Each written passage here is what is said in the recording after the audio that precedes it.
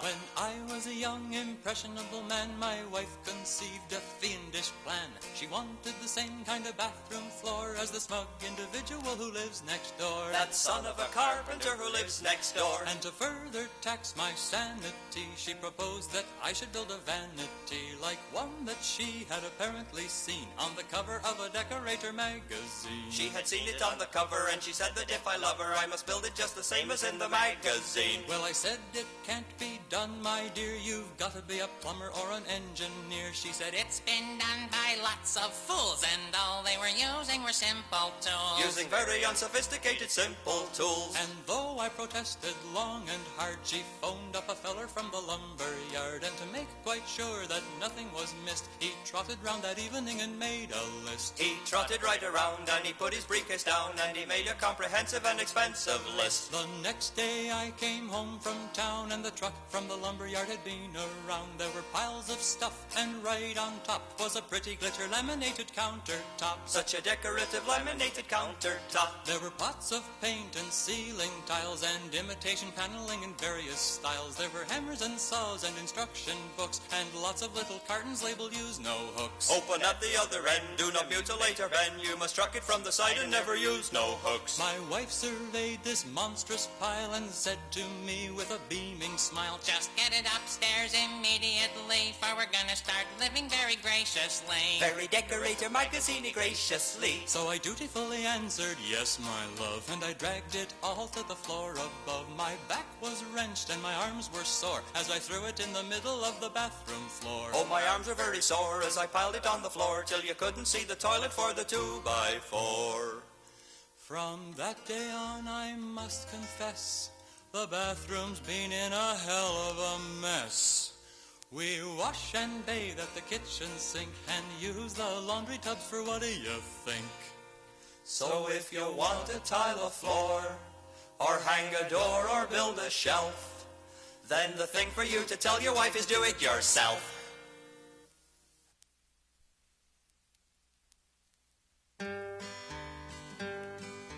Camping tra-la-la, that's thousands of people just stamping all the flora down. Straight from town, they come out with their trailers and cars to sleep under the stars. And as soon as they're here, get the beer, just toss out the cans. What the hell, where it lands when you're camping? For you're out in the pure open air and you haven't a care. When you're camping, tra-la-la, the flies and mosquitoes are buzzing around and greeting you, also eating you. And the ivy that's poison will get on your boys and your girls, and your wife gets the fright of her life when she squats on a porcupine. That's not a joke when you're camping. This communing with nature, it usually makes you feel sick. When you're camping, tra-la-la, down comes the rain and makes everyone feel extra good. There's lots of mud when your clothes are all wet and you just can't forget that it's cozy and warm in your suburban home. You don't get up and run, for that's part of the fun when you're camping. It's this kind of privation that's made us a nation of men. When you're camping, tra-la-la, that's where your appetite's such that you should eat a horse. You don't, of course, for the hot dogs are charred and the bacon's too hard and the coffee's gone cold and the bread's getting moldy. The usual plan is to eat from a can when you're camping. And you want to go home where at least you could eat from a plate, but you can't, so pretend that it's great and it sounds so delightful. I hardly can wait to go camping. Camping. Camping.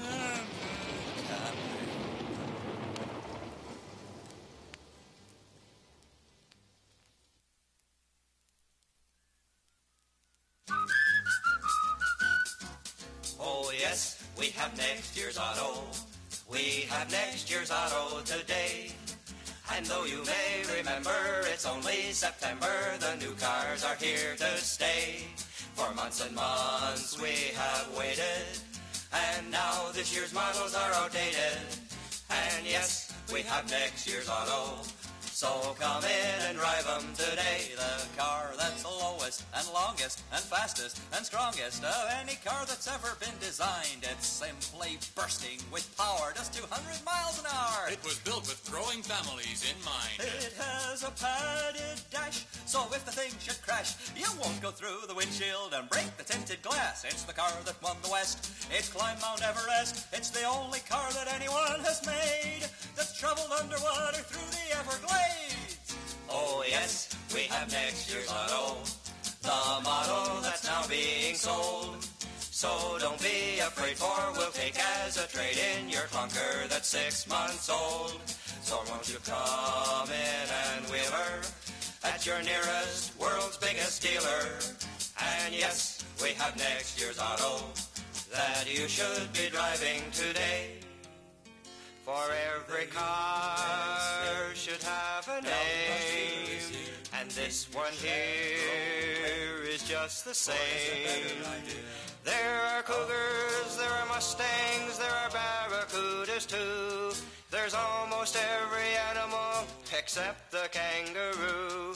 It sounds as if the makers have been cleaning out the zoo. But the public wants a name that's right in style, and so we're introducing next year's Crocodile. Crocodile. It has a customized, vinylized, sanitized interior and wood grain tires as well. It was made in Detroit and we're happy to show it, and we know it'll really sell. It has a compressed hydrofoil rear end suspension to smooth out bumps and jerks. Why, it's got panoramic vision and color television And a toilet that really works. So here's to the car for next year. It's the object of all our pride and passion. Obsolescence you don't have to fear. We'll guarantee that it'll always be in fashion for 364 days.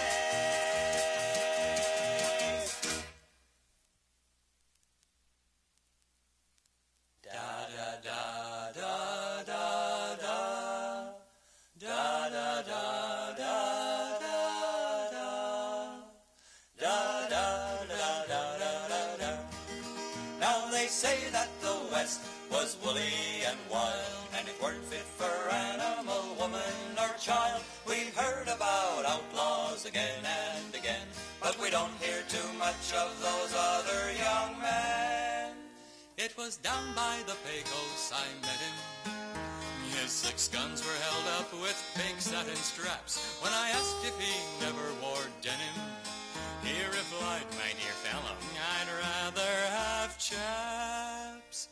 He was Peter the pederast puncher, a young desperado just fresh out of jail. But the posse caught him at the frontier For offenses involving the mail. Oh, the West was a place for a young man to go. From a yippee-yi-yippee-yi. I was in a saloon in Dodge City. I'd staked out my claim and I just struck it rich when I seen a young miner right pretty. He told me his name and he said with a swish, he was Gordon the gold-digging gay boy, a pandering prospector who plied me with wine. But I found out that he was a playboy, prospecting for something of mine. Now all them cowpunchers had legs what was bowed, and it weren't on account of the horses they rode. I was riding the rods from Topeka when I jumped in a boxcar, and who should I see but a feller who said, "Pleased to meet ya," and then with a smile put his hand on my knee. He was Harv the hermaphrodite hobo, a drifter with sexual talents quite strange. He told me that he was a homo, the friendliest home on the range. So from Texas to Tombstone to Tucson, you can see that the West was a terrible place. No wonder they died with their boots on. They were scared to unfasten a lace.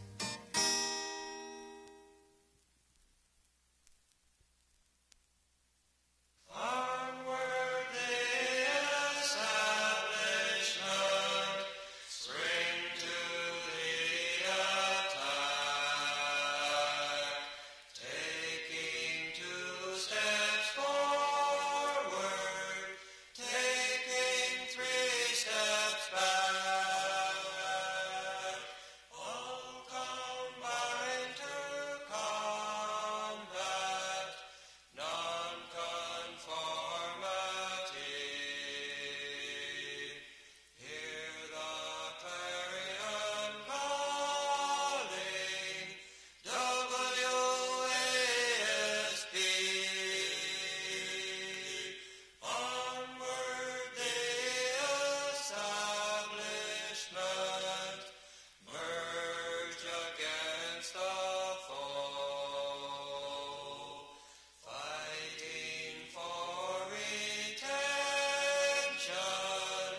of the status quo, fighting for retention of the status quo.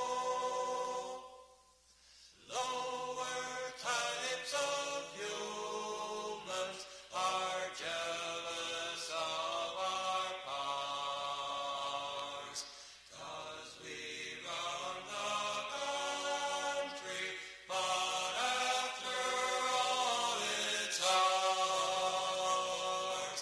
Very much united, one financially. We're the old established limited company. Though they claim we're heartless, grasping, cruel and mean. Don't we all love horses, yachting, and the Queen of Leicester? Don't we all love horses, yachting,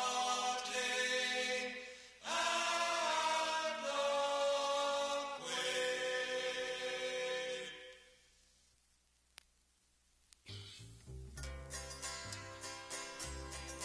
A committee was meeting in Ottawa, and the point they were arguing on, which noble Canadian animal will represent our Dominion? Well, the beaver was clearly the favourite, being trailed by the elk and the moose, when a bird-watching member of Parliament suggested the Canada Goose. Oh, the goose, the Canada Goose. All pandemonium broke loose. We hope that you're jesting if you are suggesting the country's in need of a goose. The chairman was calling for order and trying to quiet the roar, addressing the offending member. There'll be none of that talk anymore.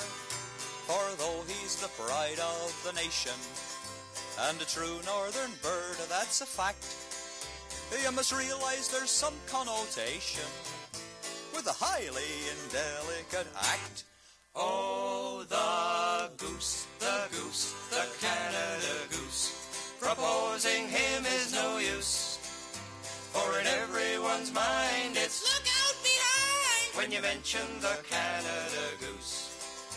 When news of this discrimination reached the Audubon Society, it spread like wildfire across the nation, from Gander across to BC. Why should one of our natural attractions, the pride of the feathery brood, be linked to the lecherous actions of someone licentious and lewd? Oh, the goose, the Canada Goose. We must protest this misuse. Like birds of a feather, we'll sing out together. Don't knock the Canada Goose. This truly Canadian commotion upset all those government men. We'd better make some sort of motion, or we won't be elected again. There'll be no more remarks about goosing. This practice must certainly end. And very soon we will be choosing some lesser-known feathery friend. For the goose, the Canada Goose, is above such behavior so loose. And what bird we select for describing this act, it won't be the Canada Goose. So if you should feel something behind you, as you start to wriggle and squirm, we'll just say a word to remind you. If you're wondering what is the term to describe this assault on your person, after all of the things that you've heard, just figure out any old version and blame it on any old bird. But the goose, the Canada Goose, don't heap his name with abuse. For where is the harm if you say it's a ptarmigan? Only an owl would do something so foul. Or maybe the answer's to blame the merganser, or anything for an excuse. But don't blame the Canada Goose. Don't blame the Canada Goose.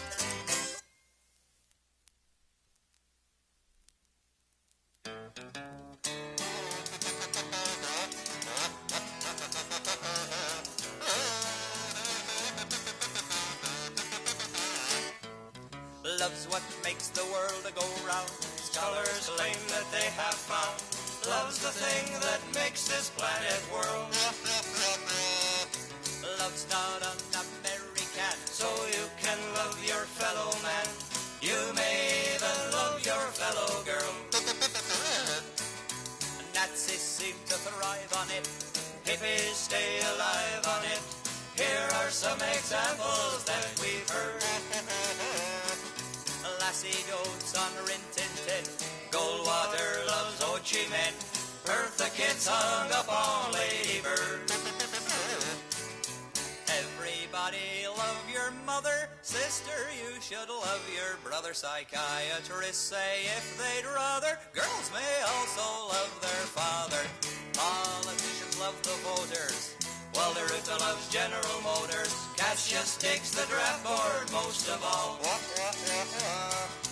Love can be both hers and his. Eddie loves Richard and Liz loves Liz. Almost all the world loves Charles de Gaulle. Take a look and you will see. Since the dawn of history, there have been affections quite absurd. Cain loved Abel, more or less. Al Capone loved Elliot Ness. Washington was keen on George III. Everybody love thy neighbor. Capitalists love thy labor. When the strikes are getting chronic, shower them with love platonic. Love's a many splendored thing. Love's what makes the birdies sing. Love can bring humanity new hope. Love can spread from east to west. Willy Brandt loves Ulbricht best. And Chairman Mao Zedong adores the Pope. Isn't all this love exciting? It's no wonder that we're fighting. Makes a fellow contemplate that all we really need is hate. Love's what makes the world go round. Love's what makes the world go round. Love's what makes the world go round, they say.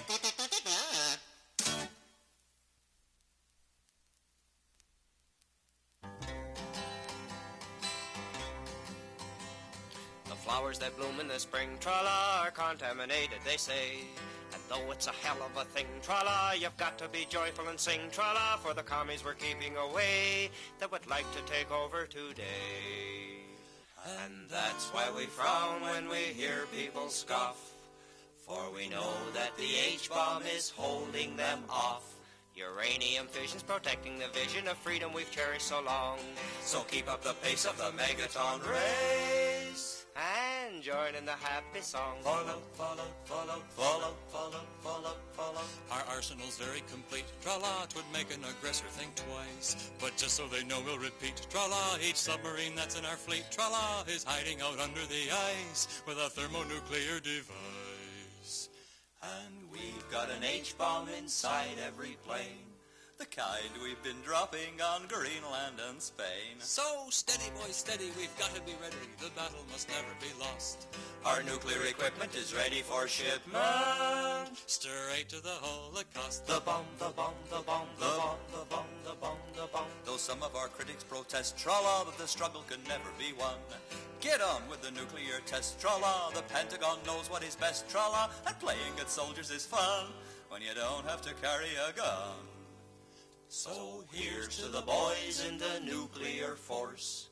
We know their objectives are peaceful, of course. We'll never be put on as long as the button can keep all our enemies cowed. And if you survive, you'll be glad you're alive. Under the mushroom cloud.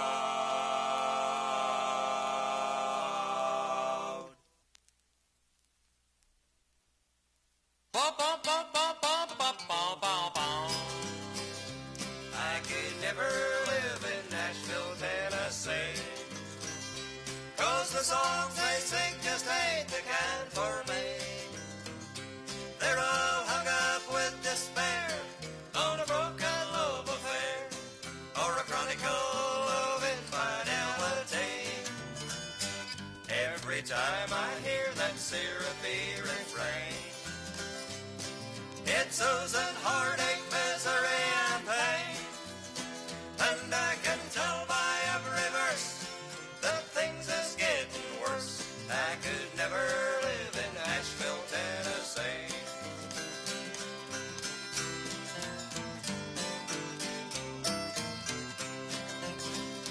Now them Nashville folks ain't built like me and you, 'cause they never ever find a love that's true. They're perpetually grieving 'cause someone dear is leaving. And maybe that's because they sing the way they do. So walk on by, keep moving on right by my door, 'cause I'm wearing out the shoes that Charlie wore.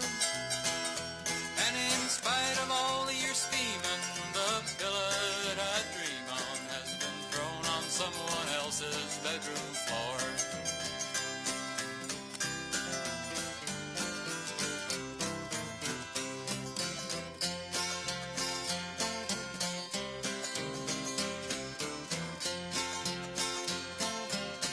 Kinda hurts my fingers, huh?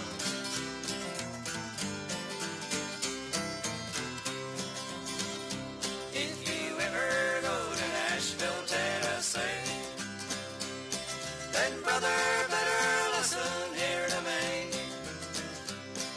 If country western music is your goal, you just better be prepared to bare your soul. For you should realize that each Tennessean dirge has got a show of masochistic urge. But every sob and tears is worth 50 grand a year in good old mournful Nashville, Tennessee.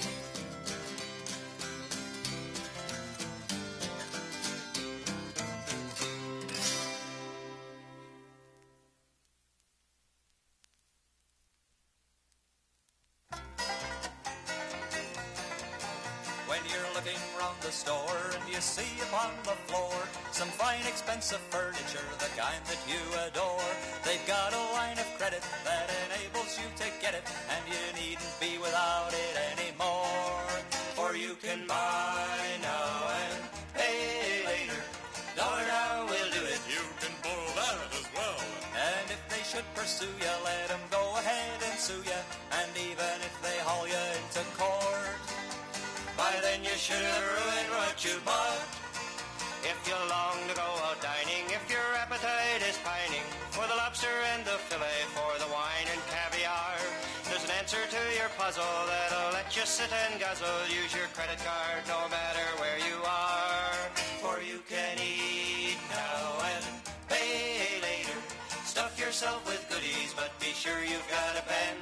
And several courses later, be sure to tip the waiter. And if legal action they should want to take, they can hardly repossess a T-bone steak.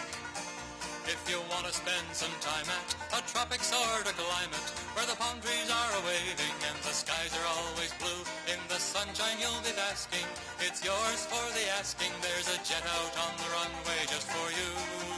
For you can fly now and pay later. Get a round-trip ticket, it's the easiest by far. For the airlines are just waiting, and they're most accommodating. And when you reach the place you'd like to stay, simply throw the other ticket half away. You should try to look around and buy a bit of ground where the bailiff can't get at you until the judgment day. You've only got to ask it, and they'll measure up your casket. And there's many months to pay, for you can die now and pay later. May sound kind of morbid, but it's very, very true. And if the finance company waits outside the pearly gates with a summons and a garnishee as well, just casually tell 'em go.